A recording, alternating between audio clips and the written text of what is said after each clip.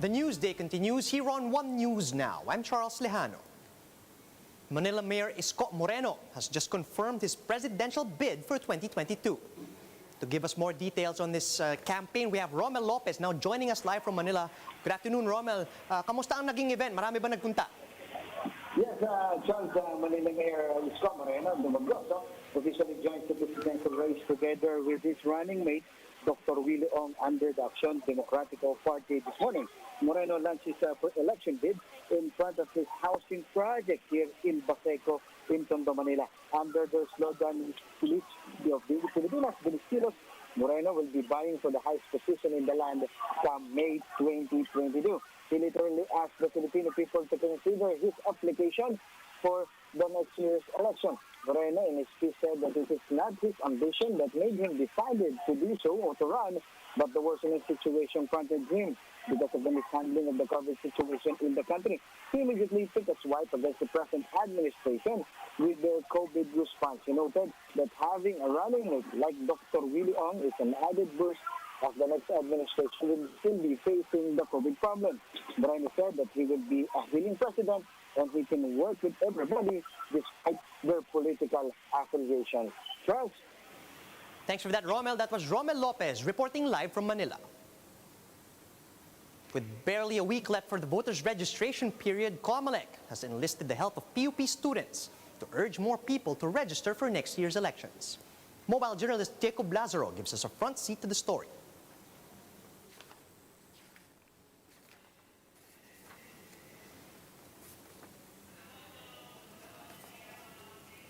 Question raised during a political discussion, while students from the Polytechnic University of the Philippines turned that question on its head by using it as a rallying call for young people just like myself to register for next year's elections.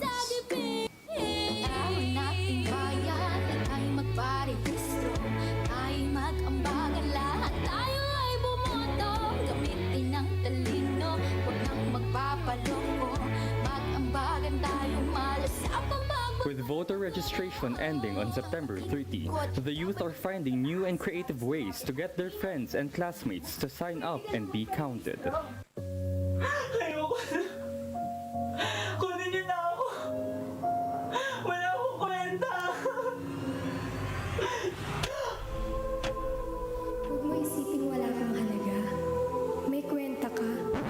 Lalo na sa darating na election this 2022.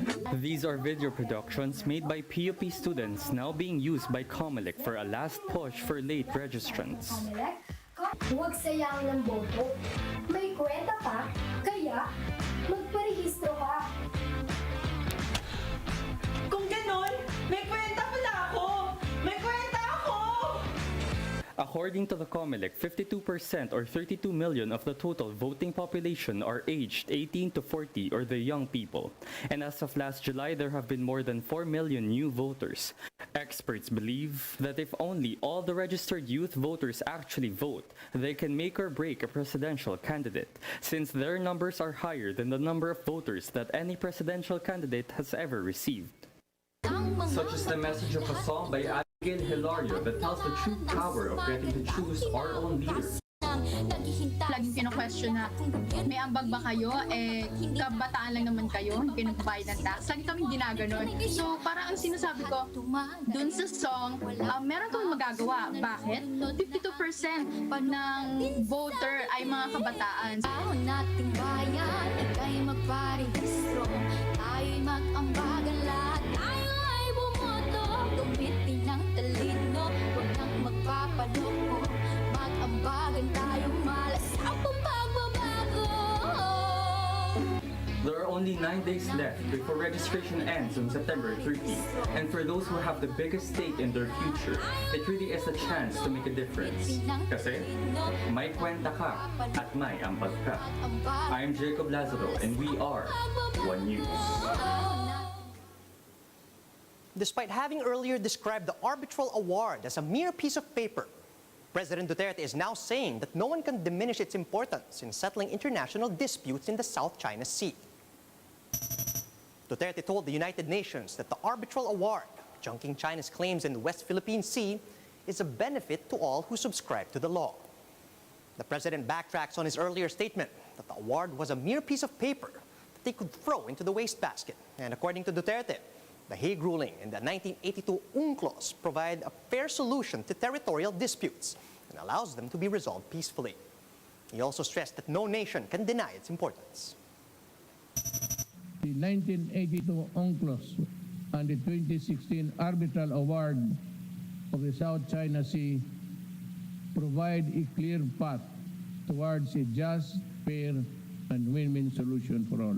No amount of willful disregard by any country, however big and powerful, can diminish the arbitral award's importance.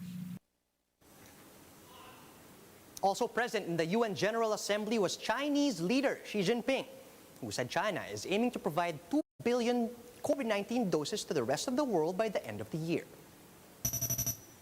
In his video address, Xi also pledged to donate $100 million to the COVAX facility. He adds that China is also looking to provide 100 million doses of vaccines to other developing nations. Xi also stressed China's peaceful intentions in international relations, saying that the country would never invade or bully others or seek hegemony. 疫苗是战胜疫情的利器。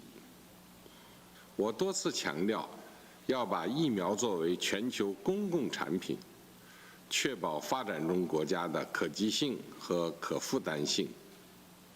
当务之急是要在全球范围内公平合理分配。 Time now for a quick look at some of today's headlines.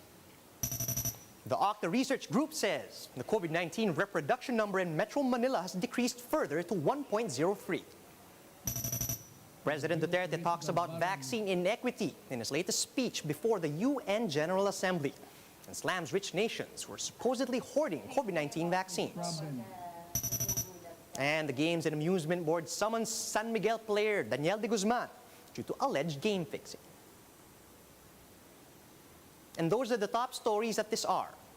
Join us again later at 1 p.m. as we continue to monitor the day's biggest stories.